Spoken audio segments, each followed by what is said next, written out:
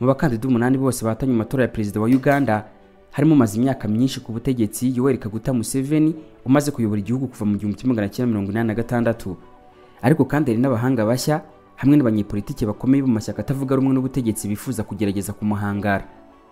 Abo ni bande bashyigikiwe nande? Hari impamvu ya matora ashishikaje abantu benshi batari abanya-Uganda gusa. Guhinduka k'ubutegetsi muri iki gihugu byazana impinduka zikomeye mu karere kose k'ibiyaga bigari hamwe na Afrika. Ikaze turebereye hamwe abakandida 8 bose bahatanye naho buri umwe ahagaze, twibanze ku byo buri umwe arushundi haba kuba mushyigikiye cyangwa se umwimerere we. Ikaze ndi Jean de Tumukunde, iyi ni JTM4, ukande subscribe uri mutarigeze ubikora. Reka duhere kuri Yoweri Kaguta Museveni, akaba ari perezida uriho uhagarariye ishyaka rya NRM National Resistance Movement. Yoweri Kaguta Museveni, perezida wa Uganda umaze igihe kinini ku butegetsi kuva 1986, ari kongera kwiyamamariza manda nshya mu mwaka wa 2026. Museveni yaje ku butegetsi nyuma yo kuyobora intambara ya kinyeshyamba guerrilla yakuyeho guverinoma yari iriho. Amaze imyaka myinshi ashyira mu bikorwa ubutegetsi bwe binyuze mu ishyaka NRM, akaba yarubatse uburyo cyangwa se systeme ikomeye ya leta ituma abasha gutwara igihugu mu buryo butajegajega. Programme za Museveni zibanze ku mutekano, zibanda ku miyoborere ikomeye kandi yibanda ku buyobozi bwo hejuru, top down leadership structure cyangwa se centralization. Mu yandi magambo ni bwa butegetsi bugengwa n'iby'ubukuru banzuye, bikaba ari nabyo byubahirizwa mu nzego zo hasi no mu baturage baciye bugufi. Abahanga mu bya politiki bavuga ko iyo bimeze gutyo bituma abaturage batabona neza ibyo bifuza kubera ko imyanzuro hafi ya yose ibibakorerwa ibifatwa na central government cyangwa se akanama kihariye ko hejuru kayobowe n'abakomeye ku isonga perezida, aho gufatwa n'abaturage ubwabo bitewe n'ibyo bifuza kugeraho. Guverinoma ya Museveni yubatse systeme y'imiyoborere imeze ityo. Iyi guverinoma yanashyize imbere ibikorwa remezo, imishinga y'ingufu ndetse n'iterambere ry'ubukungu rigiye muri uyu mujyo. Abamushyigikiye bakunze kugaragaza ibyo yagezeho birimo nk'umutekano, bikerekana ko akwiye kwizerwa agakomeza kuyobora.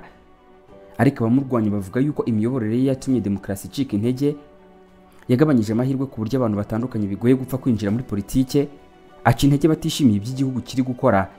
Ibi bikaba bituma ibintu bihora mu buryo bumwe kandi abari ku butegetsi bakumva baranyuzwe. Abamushyigikiye n'abatuye mu nce z'ibyaro, abakuze n'abakunze uburyo yashyize imbaraga mu kugarura umutekano n'ituze. Museveni afite inyungu zikomeye muri aya matora, haba mu kumenyekana kwe, kubasha gukontorora cyangwa se kugenzura umutungo wa leta no kugenzura politike yose y'igihugu. Nubwo ibi ngibi bituma imbere mu bifuza kuyobora Uganda, kuba maze igihe kirekire ategeka bituma benshi cyane urubyiruko bashaka impinduka. Ibi bikaba ari nayo mbogamizi ashobora guhura nayo mu kugera ku ntsinzi. Uwa kabiri mu bantu 8 bahataniye umwanya wa perezida muri Uganda ni Robert Kyagulanyi Ssentamu, wamenyekanye nka Bobi Wine, uhagarariye kandi akayobora ishyaka rya National Unity Platform. Robert Kyagulanyi uzwi cyane nka Bobi Wine ni umwe mu bayobozi bakomeye b'abatavuga rumwe n'ubutegetsi kandi ukunzwe cyane n'urubyiruko rwo mu mijyi. Yavutse mu 1982, yamenyekanye bwa mbere mu muziki mbere yo kwinjira muri politike. Bobi Wine yabaye umudepite muri 2017, ahita atangira kuba umwe mu bayobozi bakomeye b'ishyaka ritavuga rumwe n'ubutegetsi ayoboye National Unity Platform. Gahunda cyangwa se programme ya Bobi Wine yibanda cyane ku guha urubyiruko amahirwe, ubutabera, amahirwe y'akazi no kurwanya ruswa. Robert afite amahirwe menshi yo gutorwa cyane n'abagiye gutora bwa mbere, cyangwa se mu yandi magambo urubyiruko rw'abakiri bato. Andi mahirwe afite nuko urubyiruko rwo mu mijyi hafi ya rwose ruri inyuma ye, hamwe n'abaturage batishimiye imyaka myinshi NRM cyangwa se National Resistance Movement, ishyaka rya perezida Museveni imaze ku butegetsi. Ibi ntabwo biri mu magambo gusa, kubera ko byagiye bigaragarira mu bikorwa byo kwiyamamaza. Abenshi bakuriwe no kwihangana Bobi Wine agira kudashidikanywaho. Mu bikorwa byo kwiyamamaza, abashinzwe umutekano bagiye bakoresha imbaraga nyinshi zirimo no gutatanya ku ngufu abamushyigikiye, hakoreshejwe kurasa mu kirere, kurasa ibyuka bihumanya mu maso, gukubitwa inkoni n'ibindi bitandukanye. Robert Kyagulanyi Ssentamu alias Bobi Wine nubasha guhagarara imbere y'abapolisi n'abasirikare bigaragara ko bashyigikiye ubutegetsi buriho, akababwira ukuri kuri ku mutima we, akenshi akumvikana binginga ababwira ko bari kurenganya abamushyigikiye kandi bamushyigikiye mu mahoro. Ubuhanga bwe bwo kuvuga ku buryo akururira abantu kumukunda, kumenyekana mu itangazamakuru n'uburyo akoresha imbuga nkoranyambaga nibyo biri gutuma ashobora gukururira abantu benshi kumutora. Ariko urugendo rwe rwo kugera ku butegetsi ruri kumugora kubera inyungu Museveni afite ku butegetsi. Bobi Wine yahuye n'imbogamizi mu itangazamakuru, aho ibitangazamakuru bisa n'ibitisanzuye, bigasa n'ibitemerewe gukora inkuru zimuvugaho. Hatangajwe amakuru menshi agaragaza ko ibitangazamakuru bitandukanye muri Uganda byagiye bihura n'igitutu cyangwa gucunaguzwa igihe byagerageza gutara no gutangaza amakuru yerekeye Bobi Wine cyangwa se ibindi bibazo byose bijyanye n'abatavuga rumwe n'ubutegetsi. Mu bihe bimwe uburyo bwo kumuvuga mu bitangazamakuru bwagiye bugabanwa cyane, gutangaza iby'ingenzi kuri we bigirwa bitemewe cyangwa se ubikoze wese agacibwa intege mu buryo bukomeye. Ibitangazamakuru byigenga ndetse n'imiryango iharanira uburenganzira bwa muntu byagiye binenga uburyo leta yagiye iniga ubwisanzure bw'itangazamakuru, igahohotera abanyamakuru ndetse no gushyiraho imipaka ku bikorwa by'abatavuga rumwe n'ubutegetsi. Ibintu byose bituma ibitangazamakuru bidashobora gutangaza neza cyangwa se mu buryo bwisanzuye amakuru yerekeye abatavuga rumwe n'ubutegetsi, harimo na Bobi Wine.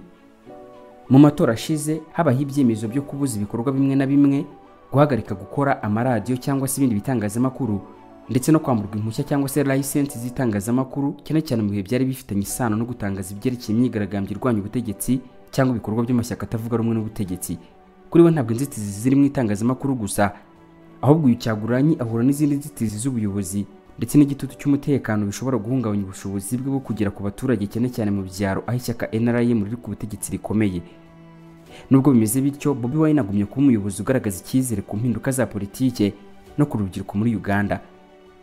Umukandida wa gatatu ni Nathan Nandara Mafabi, akaba ahagarariye ishyaka Forum for Democratic Change cyangwa se FDC.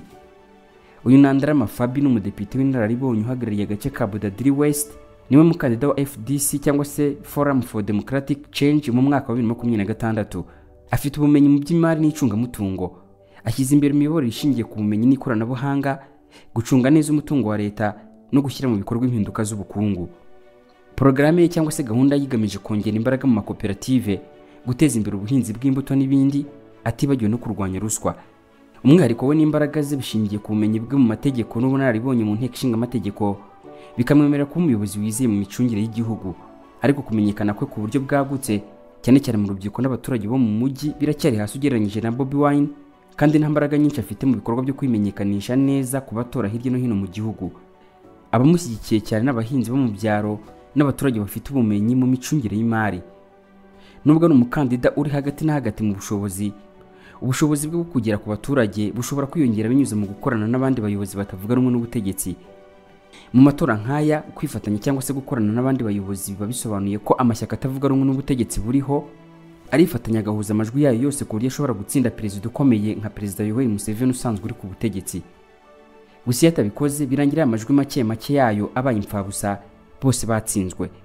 Akenshi abakandida bari mu mashyaka atandukanye bazifatanya babitangaza mbere y'uko ibyavuye mu matora bijya hanze. Uwa kane ni Gregory Mugishamuntu, ahagarariye ishyaka Alliance for National Transformation cyangwa se ANT. Gregory Mugisha ni umusirikare w'ipeti rya general wagiye mu kiruhuko, retired general, wayoboye ingabo za Uganda UPDF, ari umugaba mukuru w'ingabo Army Commander cyangwa se CDF, Chief Defense Force, kuri ubu ngubu mu kwiyamamariza kuba perezida akaba ayoboye ishyaka rya ANT. Mugisha kumatanya ubunararibonye bwe mu gisirikare n'ubunararibonye muri politike, aho yari umuyobozi w'ishyaka FDC ndetse akaba n'umudepite mu nteko ishinga amategeko y'umuryango wa Afurika y'Iburasirazuba EALA, East African Legislative Assembly. Gahunda yibanda ku miyoborere ishingiye ku kubahiriza itegeko, rule of law, aho itegeko riba riyoboye buri kimwe, ikongera ikibanda ku mpinduka mu nzego za leta, gukomeza inshingano z'abayobozi no gushyira mu bikorwa gahunda z'imibereho myiza y'abaturage, harimo no gushyiraho gahunda y'ubwisungane mu kwivuza ku rwego rw'igihugu. Mugisha umuntu akundirwa uburyo yitwara no kuba ari inararibonye mu mutekano, bikamugira uwakwizerwa n'abifuza impinduka muri leta ariko banashishikajwe n'umutekano.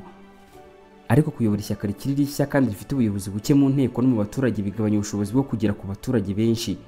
Abamushyigikiye cyane n'abakozi bo mu mijyi, abanyamwuga n'abari mu mahanga. Mugisha umuntu afatwa nk'umukandida uri hagati na hagati, udaciriritse cyane ariko nyine akaba atarenze abandi. Ni umukandida utazwi na rubanda, utavugwa cyane mu itangazamakuru, udafite ishyaka rinini rimushyigikiye, usanzwe adafatwa nk'ufite amahirwe yo gutsinda, ariko ushobora gutungurana agatanga umusaruro urenze uko abantu babitekereza. Cyakora amahirwe yashingiye kuba yakwishyira hamwe n'abandi batavuga rumwe n'ubutegetsi. Undi mukandida ubwo ni uwa gatanu tugezeho, ni uwitwa Mubaraka Serunga Munyagwa, akaba ayoboye cyangwa se ahagarariye ishyaka rya Common Man's Party cyangwa CMP. Baraka Munyagwa ahoze ari umudepite n'umuyobozi w'akarere ka Kawempe, ayoboye CMP cyangwa se Common Man's Party. Imigambi ye yibanda ku butabera, kugabanya igiciro cy'imibereho kiri hejuru, hamwe no guharanira cyangwa se kurengera uburenganzira bw'abafite imirimo idafite akazi gahoraho, seasonal employment.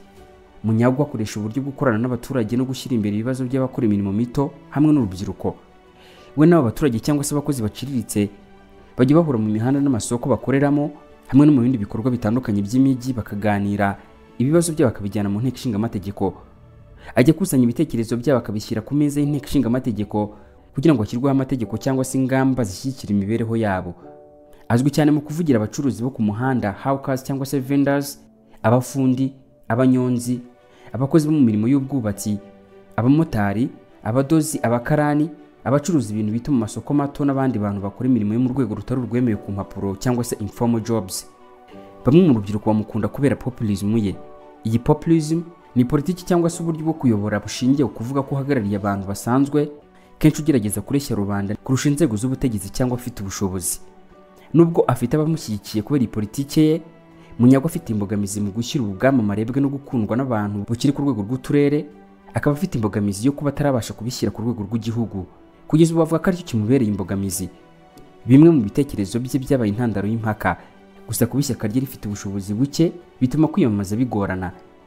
Akomeje kuba umwe mu bakandida batitaweho cyane kandi ashobora kugira uruhare mu biganiro by'imibereho y'abatuye imijyi. Witwa Robert cyangwa se Robert Kasibante akaba ahagarariye ishyaka ryitwa National Peasants Party NPP mu magambo ahinnye. Robert Kasibante, umusore w'umushoramari wavutse 1988, ahagarariye NPP. Gahunda ye yibanda ku mpinduka mu buhinzi n'ubworozi, iterambere ry'icyaro no gushyigikira abahinzi bato. Arashaka kugabanya icyuho cy'ubukungu hagati y'imijyi n'ibyaro, guteza imbere itangwa ry'inguzanyo mu buhinzi n'ibikoresho by'ubuhinzi hamwe no kubaka ibikorwa remezo mu byaro. Imbaraga ze n'umwihariko we uri mu isura ye yo kuba asa n'ukiri muto cyangwa se n'urubyiruko, akagira n'izindi mbaraga zo kuba ari inararibonye mu bucuruzi no kuba yiyumvamo kandi yishimira abahinzi. Ariko kubera umunararibonye buke bwo ku rwego rw'igihugu, kumenyekana guke hanze y'uturere tumwe na tumwe ahasanzwe amenyerewe, hamwe n'ubushobozi buke bwo kwiyamamaza, Kabisante afatwa nk'umukandida ufite amahirwe make. Kugeza ubu amahirwe ye mu matora ashingiye ku gukurura abaturage no gufatanya n'abandi kugira ngo abone ubushobozi bwagutse. Uwa karindwi yitwa Elton Joseph Mabirizi, ni umukonservateri uturuka mu ishyaka rya Conservative Party cyangwa se CP mu magambo ahinnye. Elton Joseph Mabirizi, umuhanga mu by'amashanyarazi n'umuyobozi w'idini, ni umukandida w'ishyaka CP cyangwa se Conservative Party. Yigeze kwiyamamaza nk'umukandida wigenga mu mwaka wa 2016. Gahunda ye cyangwa se porogaramu ye yibanda ku kuvugurura itegeko nshinga, imiyoborere ishingiye ku ndangagaciro no guteza imbere imiyoborere myiza. Imbaraga ze ziherereye ahanini mu kuba ari umuhanga mu bijyanye n'amashanyarazi no kuba afite imikoranire n'abaturage binyuze mu idini. Ariko kuba ari umukandida w'ishyaka rito, kumenyekana gukeya hamwe n'ubushobozi buke biracyamugoye kwitwara neza cyangwa se gukina neza uyu mukino utoroshye w'amatora ya perezida. Mu gihe yaba nta mikoranire cyangwa se ubufatanye agiranye n'abandi bari kwiyamamaza muri aya matora, cyangwa se gukora uko ashoboye kugira ngo yongere abamushyigikiye, atabikoze ashobora kuguma ari umukandida ufite amahirwe make. Undi mukandida ni ukuvuga wa munani, Frank Burira Kabinga, ahagarariye ishyaka mu magambo ahinnye ryitwa RPP. Porogaramu yibanda ku miyoborere y'akarere, guhagararira abaturage no gutanga ijwi ku baturage basanzwe badashobora kugaragara mu buyobozi bwa politike. Kabinga we ubwe agaragaza ko amatora mu mwaka wa 2026 afite abakandida batandukanye, atanga amahirwe yo kumva batagira ijambo.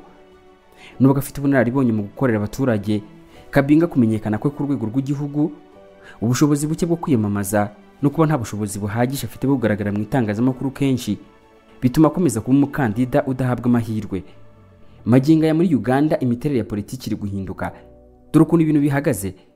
Uko politiki ya Uganda imaze ubu ngubu iri guhinduka cyane mu myaka itarenze 10 ishize, cyane cyane kubera ihindagurika ry'abaturage, kandi benshi muri bo bamaze kurambirwa imyaka myinshi y'ishyaka rimwe ryiganje mu buyobozi NRM cyangwa se National Resistance Movement. Ikindi kandi hari ibibazo by'ubukungu kubera yuko kubura akazi ku rubyiruko, izamuka ry'ibiciro, kutitabwaho kw'icyaro no kubura amahirwe ahagije, ibi bikomeje kumunga kino gihugu, byahaye abantu ishingiro ryo gushaka impinduka. Nanone kandi ishyaka riri ku butegetsi NRM na Perezida Museveni baracyafite imizi ikomeye mu gihugu, bafite imbaraga mu nzego zitandukanye za leta, inzego z'umutekano, ubuyobozi bw'uturere n'imiyoborere y'umutungo imbere mu gihugu. Ku baturage bamwe bo mu cyaro n'abakuze, ibi ngibi bibaha icyizere cyo gutura mu mahoro n'umutekano, cyane cyane mu bihe bitoroshye. Uko ibintu bimeze muri Uganda magingo aya ngaya, kubahanganye n'ubutegetsi cyane cyane abo mu mashyaka atavuga rumwe n'ubutegetsi cyangwa se amashyaka mashya, urugendo ni rurerure. Kubaka amashyaka akomeye, gutsinda inzitizi z'amategeko cyangwa se inzego, no kuba ayo mashyaka ashobora kubasha kugeraho NRM ya Museveni igera, ibyo biragoye cyane. Ibi bituma abasesenguzi bavuga ko urutonde rw'abakandida 8 rwerekana ko komisiyo y'amatora ishobora kuba yarashaka kugaragaza ko hari ubwisanzure mu matora. Gusa ibi birakemangwa, bakavuga ko bishidikanywaho niba koko iba ari ubwisanzure nyakuri cyangwa se uburyo bwo kugaragaza abatavuga rumwe n'ubutegetsi byoroshye gutsinda mu matora. Birakemangwa. Muri make aya ni amatora ategerejwe n'isi yose, reka dutegereze ibizayavamo. Ujye utekereza aho wagana mu gihe ukeneye kwisuzumisha cyangwa gusuzumisha uwawe amarozi y'ubwoko bwose, bwaba ubutegano, ubutamikano, ubutongerano n'imyuka mibi. Ndabizi henshi wagiye byaranze, ariko igihe niki ngo uhagarike ibyo kwiri gusiragizwa n'ababamamyi bakwizeza ibitangaza bagamije kugucucura utwawe, nkaho utazi muganga gakondo Misamvu uhora akanahoza abugarijwe n'indwara z'akarande. Kwa muganga gakondo Misamvu dutanga umuti wo gufata ibisambo n'abarozi, kugaruza ibyibwe, kwigarurira uwakwanze, uburwayi bwo mu mutwe bufitanye isano no kurogwa n'uruhereko mu myaka. Ubuziranenge bw'imiti yacu bwatumye tugaba amashami mu karere kose ka Afurika y'ibiyaga bigari, duhereye mu bihugu birimo Rwanda, Uburundi, Kenya, Uganda, Tanzania na Kongo zombi. Kubifuza kuvugana na muganga gakondo Misamvu ni muhamagare munandika ubutumwa bugufi kuri 0793 65 55 41 cyangwa mutwandikire mukoresheje urubuga rwa WhatsApp kuri nimero akamenyetso ko guteranya 25 67 70 49 59 79. By'akarusho ku bari mu mahanga ya kure dukorana na DHL, ikigo cy'Abadage kabuhariwe mu kugeza ibicuruzwa kuri ba nyirabyo, ku buryo imiti yacu nayo ikugeraho mu minsi 3 gusa.